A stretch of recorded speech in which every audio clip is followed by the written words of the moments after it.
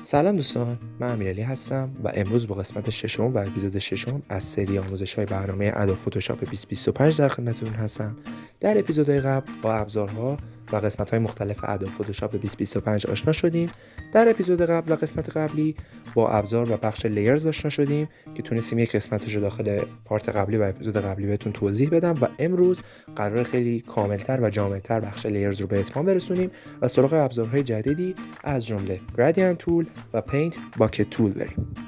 اول از همه در پنجره لیرز میریم سراغ قسمت نشانه گذاری که کاربرد این بخش رو بهتون بگم. در قسمت نشانه گذاری یا لیرز ها شما اگر چندین لایه زیاد و مجزا داشته باشید داخل پروژهتون و بخواید اونا رو پیدا کنید و نشانه گذاری کنید، برای مثال اگر بخواید تکست ها رو همه لایه های تکست رو به یک رنگ در بیارید، نه اینکه بگم خود لایه رنگش عوض میشه، تو اون قسمت چشمی قسمتی برای ویزیبل کردن و آن ویزیبل کردن وجود داره که میتونید لایه رو هاید کنید و آن هایدش کنید تا کاربر قابل دیدن یا ندیدن باشه براش. تو اون قسمت بیاد اون لایه رو رنگی میکنه که فقط صرفا جهت آشنایی شما با اون لایه که بدونید اون لایه چه رنگی داره که قبلا و بعدا اگر خواستید از اون لایه استفاده کنید و در برنامه تعداد لایه‌هاتون زیاد شد بتونید به اون لایه خیلی سریع با اون نشانه گذاری کردن و مارک کردن اون لایه و گذاشتن کالر اون لایه اون رو بتونید به راحتی تمام پیدا کنید. اگر شما یک لایه جدیدی بسازید 3 روش وجود داره. یک، اون پایین برید سمت راست، در اون بخش کلیک کنید، یک لایه جدیدی ایجاد کنید، روش کلیک راست کنید، قسمت کالر رو بزنید رو خود لایه، کلیک راست کنید، کالر رو بزنید و رنگ مورد نظرتون بهش بدید. یک راه دیگه که وجود داره، رو اون چشمی بزنید، کلیک راست کنید و رنگ مورد نظر بهشون بدید و تو اون 3 خطی که وجود داره در قسمت پنجره بالای لایرها، در اون قسمت شما میزنید و یک لایه جدیدی رو میسازید. هنگام ساختن لایه اون رنگ رو واسش تعیین میکنید و وقتی که اون لایه رو میسازید همزمان اون رنگ مارک میشه و نشانه گذاری میشه که بتونید اون لایه رو خیلی راحت‌تر بعداً بهش دسترسی پیدا کنید. قسمت بعدی که در لایه ها باش آشنا میشیم قسمت گروپ لیرز هستش که به چه دردی میخوره و چه کاربردی داره. گروپ لیرز وقتی به کارتون میاد که شما بخواید تعداد زیادی از لایه ها داخل پروژهتون بیشتر از 2، 3 الی بیشتر از لایه ها رو انتخاب کنید و در یک گروه قرار بدید. حالا این گروپ کردن به چه دردی میخوره و چه کاربردی داره؟ اصلا ما چرا این کار رو انجام میدیم؟ وقتی شما یک چندین لایه رو گروپ میکنید و داخل یک فولدر یا گروه قرار میدید، تمامی تغییرات، تنظیمات، جابجایی، میزان اوپاسیتی کم کردن یا زیاد کردنشون، فیل که قبلا باشون آشنا شدیم و یاد گرفتیم، اوپاسیتی شفافیت رو زیاد کم میکرد، فیل میزان غلظت رنگ رو کم یا زیاد میکرد، همه این تنظیمات رو میومد برای ما چیکار میکرد؟ تغییر میداد. حالا اگر همه این لایه ها داخل یک گروه قرار بگیرن، تمامی این تنظیمات رو میتونیم همزمان روی لایه ها اعمال کنیم. حتی میتونیم همزمان لایه ها رو ویزیبل، آن ویزیبل کنیم که میتونه همه این چیزا دست خودمون باشه و ما میتونیم همه اینا رو همزمان روی لایه ها انجام بدیم. به جای اینکه بریم هر لایه رو دونه بدون این تنظیمات روش اعمال کنیم، داخل یک گروه قرار میدیم و همه این کارا رو با هم انجام میدیم. خب الان همونطور که میبینید میزان اوپاسیتی رو من زیاد میکنم، کم میکنم. گفتیم اوپاسیتی برای شفافیت و همچنین فیل برای غلظت رنگ اون شکل و اون لایرمون هستش که من کم و زیاد میکنم و میتونید تفاوتشون رو هم ببینید. در بخش گروپ ها شما وقتی بخواید چندین لایه رو انتخاب کنید و وارد گروپ کنید، 2 تا روش دارید. اگر لایه ها بخواید دونه دونه ببرید، میتونید دکمه کنترل رو بگیرید، دونه دونه انتخاب کنید و لایه رو در حالت انتخاب، هر چند لایه که میخواید رو در حالت انتخاب قرار بدید و داخل گروه بریزید. روش دوم چی؟ اگر لایه ها به صورت متوالی پشت سر هم قرار گرفته بودن، مثلا 3 تا لایه پشت سر هم رو بخواید انتخاب کنید، لایه اول یا مثلا چند تا لایه، حالا 3 تا نه، لایه اول رو انتخاب میکنید، لایه آخر رو دکمه شیفت رو میگیرید و انتخاب میکنید. تمام لایه‌هایی که بین این لایه‌ها قرار گرفتن اول و آخر انتخاب میشن و شما میتونید به صورت گروهی وارد گروهتون انجام بدید. حالا بعضی موقع شما میخواید اون گروه رو دیلیت کنید. اگر شما برید از پنجره بالا قسمت لیر و دیلیت رو بزنید، یه پنجره براتون به نمایش میاد که 3 تا گزینه داره. گزینه اول Content and Group، گزینه دوم Group Only و گزینه سوم Cancel. Content and Group مربوط به اینه که شما اگر بخواید اون گروه رو دیلیت کنید، تمامی محتوا و لایه‌هایی که داخل اون گروه قرار دادین هم همزمان باهاش دیلیت و پاک میشن از پروژهتون. ولی اگر روی گزینه گروپ اونلی بزنید، فقط گروهی که ساختید صرفا دیلیت میشه و تمامی لایه‌ها مثل قبل برمیگرده سر جاهاشون و کانتنت ها و محتویایی که داخل اون پروژه قرار دارن دیلیت نمیشن. فقط صرفا همون گروهی که ایجاد کردید برای اعمال تنظیمات روشون پاک میشه و دوباره لایه‌ها با همون تنظیماتی که اعمال کردید برمیگرده. نه اینکه بخوام بگم تنظیمات برمیگرده به حالت قبلی، نه. کنسل برای لغو کردن و منصرف شدن خودتون از انجام دادن اون عملیات هستش. حالا ما روی گروهمون کلیک راست انجام میدیم و یک سری تنظیمات و قسمت‌های مختلف داره. گزینه اول گزینه دوپلیکیت گروپ هستش. این گزینه چیکار انجام میده؟ میاد از همون گروهی که داریم یه دونه کپی برای ما برمی‌داره، میگیره و دقیقاً عین همون گروهی که بود با همون لایه‌هایی که داخلش بود یه کپی برای ما ایجاد میکنه.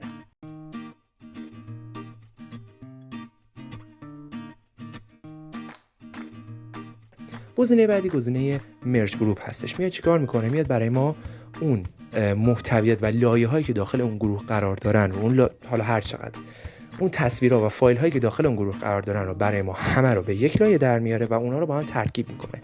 یعنی شما وقتی روی گزینه مرج گروپ کلیک بکنید میبینید که تمامی محتوا و لایه هایی که داخل اون گروه قرار داشتن به یک لایه جدا و مجزا تبدیل شدن و تمامی اونا داخل یک لایه قرار گرفتن.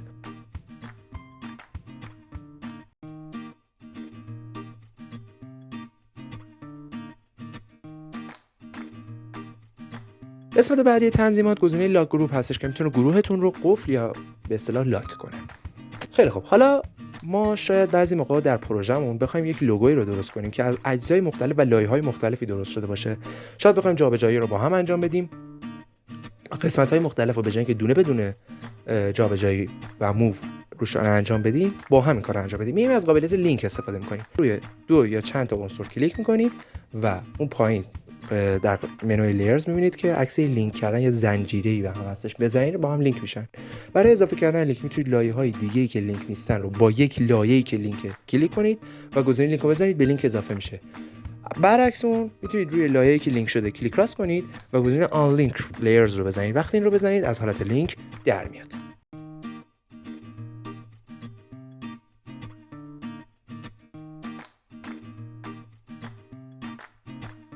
در حالت قفل کردن شما چند حالت مختلف دارید. حالت اول حالت ترانسپرنسی هستش که به شما فقط اجازه جابجایی رو میده و اجازه تغییرات روی شکل، از جمله مثلا اشکالی مثل رکتانگل تو که یه سری قابلیت‌ها دارن که خود فتوشاپ بهشون داده که مثلا براش نمیشه روشون کشید و اجازه نمیده به شما انجام بدید. گزینه دوم گزینه ایمیجه، یعنی به شما اجازه میده که روی اون شکلی که مورد نظرتون حتی براش هم بکشید و جابجایی بهش روش اعمال کنید. گزینه بعدی گزینه پوزیشنه که چیکار میکنه؟ اون نقطه قفل میکنه اون شکل و لایه رو و نمیذاره شما جابجایی روش انجام بدید، فقط میذاره روش براش انجام بدید. گزینه آخر مربوط به آرت بوردها هستش و گزینه آخر برای همه حالت‌ها آل هستش که تمامی لاک ها رو روش انجام میده. یه گزینه داریم به قسمت مرج شیپس که میاد تمامی اشکال رو که انتخاب کردیم و با هم ترکیب میکنه. یه گزینه داریم مرج ویزیبل که میاد چیکار میکنه؟ اون قسمت هایی که گفتیم چشمشون فعاله یا قابل دیدن هستن رو با هم ترکیب میکنه. و گزینه دیگه ای هم داریم به اسم فلاترن ایمیج که میاد دقیقاً همون کاری که بهتون توضیح دادم برای گروپ ها. دقیقاً گفتم جلوتر بریم اینو بهتون دوباره توضیح میدم که داریم برای هم لیر داریم هم گروپ. میاد این چیکار میکنه؟ همون کاری که برای گروپ انجام میده. نمیاد نگاه کنه ببینه کی ویزیبل کی ویزیبل نیست، کی انتخاب شده کی انتخاب نیست، کی گروهه کی لیر خالیه. میاد همه رو ترکیب میکنه و اونایی که ویزیبل نیستن رو کلا از پروژهمون دیلیت میکنه.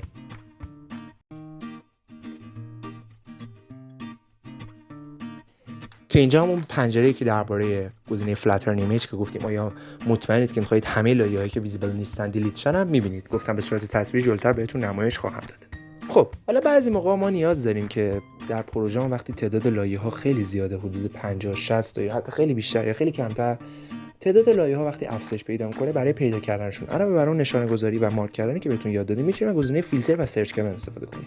در فتوشاپ سرچ‌های بسیار زیادی وجود داره که روی اول در حالت پیش‌فرض و دیفالت پریویو رو گزینه کایند هستش، یعنی همه موارد و لایه‌هایی که در پروژه‌مون استفاده کردیم و ایجاد کردیم یا قسمت‌ها و لایه‌های جدیدی که به پروژه اضافه شدن رو بهمون نمایش میده. اما گزینه‌های مختلف دیگه وجود دارن. حالت بعدی حالت نیم هستش که اگر رو حالت نیم بریم میتونیم یه پنجره باکس برای تایپ کردن داره که ما میتونیم تایپ کنیم. برای مثلا یلو رو تایپ کنم، میبینید که برای من مثلا اون شکلی که داره اسم یلو بود اینجا وجود داره. اینجا قابلیت اون رینیم کردن لیرها که گفته بودم بهتون خیلی کاربرد داره، به دردمون میخوره و به کارمون میاد که میتونیم ازش استفاده کنیم. پنل بعدی گزینه افکت خواهد بود که بر اساس افکت ها هستش. پنل بعدی گزینه مود خواهد بود که بر اساس موضوعات مختلف لیرها وجود داره. پنل بعدی گزینه اتریبیوت خواهد بود که گزینه اتریبیوت چیکار میکنه؟ میاد دوباره تنظیمات دیگه‌ای به ما میده. گزینه اولش مثلا ویزیبل، اون حالت داشتن چشم یا همون فعال بودن یا نبودنشه. گزینه دوم لاک، لایه‌هایی که قفل شدن. گزینه سوم امپتی، لایه‌هایی که خالی هستن. گزینه چهارم لینکد، لایه‌هایی که لینک شدن. گزینه چهارم کلیپیت. گزینه پنجم ماسک و گزینه‌های بعدی هم که می‌بینید وجود دارن. گزینه بعدی کالر هستش که میاد چیکار میکنه؟ یادتون گفتم اون نشانه گذاری مارکا به دردمون میخورن، اینجا به دردمون میخورن. ما وقتی میخوایم پیدا کنیم میتونیم بر اساس اون رنگ بندیایی که انجام دادیم بر اساس کالر رنگ‌های مختلف پیدا کنیم و لایه‌ها رو به صورت خیلی مرتب شده و تمیز در بیاریم. گزینه بعدی گزینه اسمارت آبجکت هستش که بر اساس آبجکت‌های مختلف در صفحه هستش. گزینه بعدی سلکت، گزینه‌ای که همین الان رو پروژه و صفحه‌تون سلکت شدن. گزینه بعدی آرت بورد ها که در اول قسمت اولم توضیح داده بودم و گزینه بعدی گروپ ها، لایه‌هایی که گروپ شدن و گروپ‌های مختلف رو به ما نمایش میده. خب قسمت لیرز کاملا به پایان رسید. ما درباره همه بخش لیرز از جمله از اولش رینیم کردن، اد کردن، دیلیت کردن و در این پارت هم که با مرج کردن، گروپ کردن، لینک کردن و سرچ و فیلتر کردن لیرها صحبت کردیم و حالا قرار بریم سراغ ابزارهای جدیدی که تو این ویدیو قرار باشون آشنا شیم که در اول ویدیو هم به صورت مختصر معرفیشون کردم. گزینه اول گزینه ابزار گرادیانت تول و گزینه دوم ابزار پینت براکت تول خواهد بود که به صورت گروپ پنل هستن و ابزارهای زیر مجموعه هم هستند و با گزینه G از روی کلیپبورد فعال خواهند شد. خب بریم سراغ ابزار پینت براکت تول که ببینیم کاربردش چیه، به چه دردمون میخوره و چه استفاده ازش میشه و ما چه کاری میتونیم باش انجام بدیم. ابزار پینت براکت تول وقتی استفاده میشه که با توجه به رنگی که ما بهش دادیم در قسمت بک‌گراند کارمون، رو اون قسمت و رو اون اجزای شکل و تصویر و پیکسلمون که کلیک بکنیم در هر قسمتش فرقی نداره، میاد در نظر میگیره با اون رنگی که در بک‌گراند قرار داره ببینه چه تفاوت‌ها و چه شباهت‌هایی با اون طیف رنگی داره. هر قسمتی که هر پیکسل‌های عکسی که با اون رنگی که ما در اول کار در بک‌گراند کالر مثلا رنگ سبز دادیم بهش، میاد چیکار میکنه؟ اون پیکسل هایی که رنگشون شبیه تر هست به اون رنگی که ما اول کار در بک‌گراند کالر بهش دادیم، اون قسمت و اون طیف رو، اون پیکسل هاشو برای ما رنگ‌آمیزی میکنه. حالا این رنگ‌آمیزی میتونه دقت داشته باشه که با گزینه تالرنس از در قسمت آپشن فعال میشه که از عدد 1 تا 255 داره. هر چی این عدد پایین‌تر باشه میزان دقت میره بالاتر و اون دقت گذاشتن رنگ بر روی پیکسل ها بیشتر میشه. ولی هر چی این عدد بره بالاتر و عدد بزرگتر بشه میزان دقت پایین‌تر میاد و هر قسمتی از شکل و عکسی که خواسته میتونه رنگ کنه. اما با این تفاوت که یه قسمتی داره، یک تفاوتی داره، در قسمت آپشن بار ما یه گزینه داریم به اسم کانتیگیوس که قبلا هم اینو باهاش آشنا شدیم. میاد پیکسل هایی که به هم پیوسته هستن و متصل هستن در صورت فعال بودن این گزینه فقط اونا رو رنگ آمیزی میکنه. یعنی چی؟ شاید رنگ سبز شما برای بک‌گراند کارتون در نظر گرفته باشید و در قسمت‌های دیگه عکس اون رنگ سبز با اون طیف رنگی خونده باشه و وقتی که با موس روی صفحه کلیک بکنید اونها هم رنگ‌آمیزی بشن. ولی وقتی گزینه کانتیگیوس فعال بشه، اگر اون پیکسل ها به این پیکسل هایی که اونجا کلیک کردیم پیوسته نباشه و متصل نباشه و از اون قسمت عکس خیلی دور باشه، اون قسمت دیگه رنگ‌آمیزی نمیشه. ولی در صورت خاموش بودن این گزینه می‌بینید که هر قسمتی از صفحه که با اون طیف رنگی که براش در نظر گرفتیم میتونه رنگ‌آمیزی بشه. حالا این روش رنگ‌آمیزی پینت براکت تول بر اساس بک‌گراند بود. یه گزینه دیگه وجود داره به اسم پترنز که پترنز چیکار میکنه؟ میاد الگوها رو به جای رنگ بر اون قسمت از شکل برای پیکسل ها در نظر گرفته شده رنگ‌آمیزی میکنه. ما میتونیم در قسمت ستینگ و قسمت ایمپورت پترنز اون پترن ها و الگوهای آماده‌ای که خودمون در قبلا مثل اون براش هایی که اضافه می‌کردیم به برنامه بریم از گوگل و از اینترنت دانلود کنیم و به برنامه اضافه کنیم. اما در صورت دیفالت و پریویو و پیش‌فرض در برنامه ادوب فتوشاپ برای ما یه سری پترن ها و الگوها در نظر گرفته شده که میتونیم یه الگو رو انتخاب کنیم و اون رو بر روی قسمت مختلف عکس که کلیک می‌کنیم بندازیم. اما برسیم به قسمت گرادیانت تول که ببینیم گرادیانت تول چیه. ابزار گرادیانت تول که اون هم مثل پینت براکت تول با گزینه G از روی کیبورد فعال میشه، ببینیم که کاربردش چیه. یه طیف رنگی برای ما درست میکنه، از یک نقطه شروع میشه، یک طیف رنگی رو طی میکنه تا به نقطه آخر و اون رنگ آخری که براش در نظر گرفته شده میرسه. در این راه از رنگ‌های بسیار زیادی و گسترده استفاده میکنه که از نقطه شروع اون رنگ اولی که در نظر گرفته شده و نقطه میانی اون رنگی که میرسه تا بره به اون نقطه آخر که اون رنگی که در آخر براش در نظر شده برسه. این رنگ‌ها رو با هم ترکیب میکنه و یه حالت گرادیانتی بهتون میده که از این ابزار این کاربرد استفاده میشه. گرادیانت هم مانند پترن گزینه‌ای داره که میتونیم از طریق ایمپورت گرادیانت اون هم از گوگل دانلود کنیم و به برنامه اضافه کنیم، اما به صورت بیسیک و حالت‌های مختلف می‌بینید در برنامه خود ادوب فتوشاپ برای ما یه سری حالت‌های مختلف قرار داده. در حالت بیسیک که بریم گزینه اول میاد رنگ فورگراند و بک‌گراندی که براش در نظر میگیریم رو برای ما با هم ترکیب میکنه و یه حالت گرادیانتوری بهمون میده. حالا وقتی که وارد گرادیانت بشیم میبینیم که دارای دو تا نقطه است و هر کدوم از این نقطه هایی که در هر رنگی که وجود داره در صفحه میبینیم و ایجاد شده در تصویر بهشون یه گزینه استاپ کالر گفته میشه. استاپ کالر به چه معناست؟ اون نقطه‌ای که اون رنگ ازش شروع میشه و اون نقطه سفید رنگی که در بالای تصویر میبینید به عنوان تنظیم میان رنگ بینشون هستش که اون رنگ بینشون رو تنظیم میکنه از زیاد به کم و از کم به زیاد. اون طیف رنگی بینشون رو کنترل میکنه و هر کدوم از این استاپ کالرها بستگی داره به طیف رنگی و تعداد رنگ‌های وجود داشته در گرادیانت که میتونید خودتون زیاد و کم کنید. و اگر بر روی هر کدوم از این استاپ کالرها کلیک بکنید میتونید رنگ رو تغییر بدید و تنظیمات مورد نظرتون رو اعمال کنید. در قسمت آپشن بار 5 حالت مختلف وجود داره. حالت اولی که به صورت حالت پیش‌فرض در حالت گرادیانت وقتی ایجاد می‌کنیم حالت خطی هستش. حالت دوم به صورت دایره‌ای هستش و میاد حول محور دایره برامون این کارو انجام میده که میتونیم کوچیک بزرگ کنیم و اون نقطه‌ای که در وسط قرار داره اون طیف رنگی رو زیاد و کم کنیم. حالت سوم حالت ساعت‌گونه‌ای طور داره که میتونه برای ما باز همون میان رنگو تنظیم کنه و اون حالت چرخشی رو توضیح بده. حالت چهارم حالت خطی هستش که میاد دو طرف اون رنگ‌ها رو به حالت رنگ دوم در میاره و اون وسطش رنگ اول رو به صورت خطی برای ما میکشه که میتونیم میان رنگشون رو تنظیم کنیم. حالت پنجم حالت ستاره‌ای هستش، یعنی میاد رنگو برای ما به حالت ستاره‌ای در میاره رنگ اول و رنگ دوم رو در بک‌گراند زمینمون قرار میده. اما گزینه بعدی که هم در قسمت پراپرتیز وجود داره و هم در قسمت آپشن بار گزینه ریورس هستش که میاد ریورس چیکار میکنه؟ میاد رنگ اول و رنگ دومی که در طیف رنگی گرادیانت براش در نظر گرفتیم و با هم جابجا میکنه.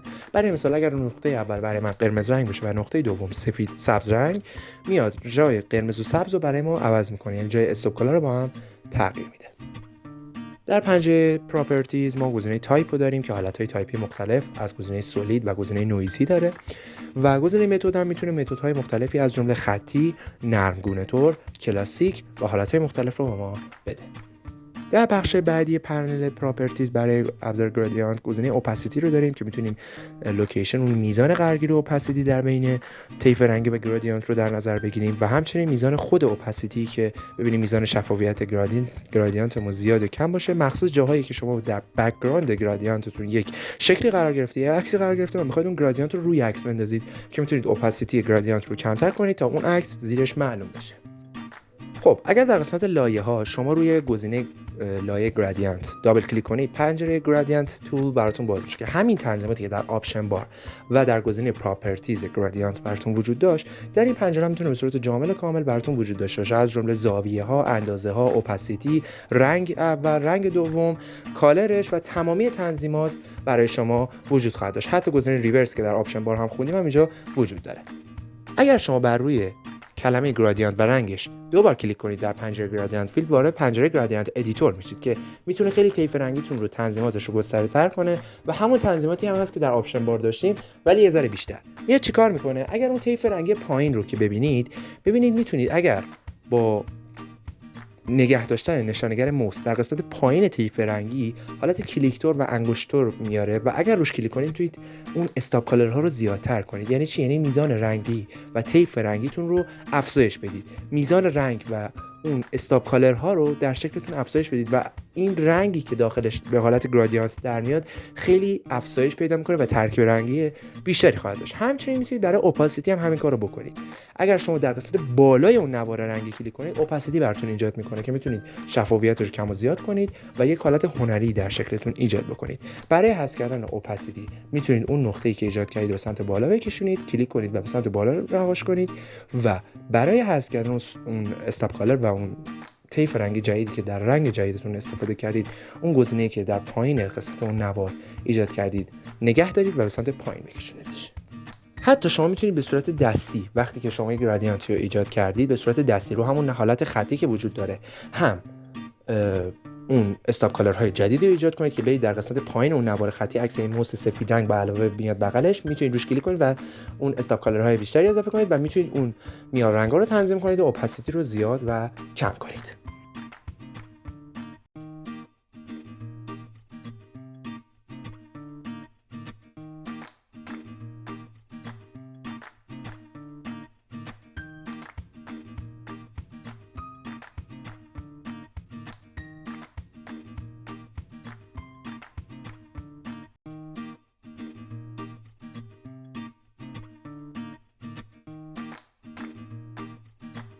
برای این اپیزود کافیه. در این اپیزود با ابزارهای گرادیانت تول، پینت براکت تول و ادامه توضیحات پنجره لیرز آشنا شدیم و امیدوارم که در این اپیزود ششم و قسمت ششم سری برنامه آموزش ادوب فتوشاپ 2025 براتون مفید بوده باشه و تونسته باشم خیلی خوب موارد رو بهتون توضیح داده باشم و امیدوارم که به دردتون بخوره و به کارتون بیاد. تا اپیزودهای بعد، فعلا بدرود.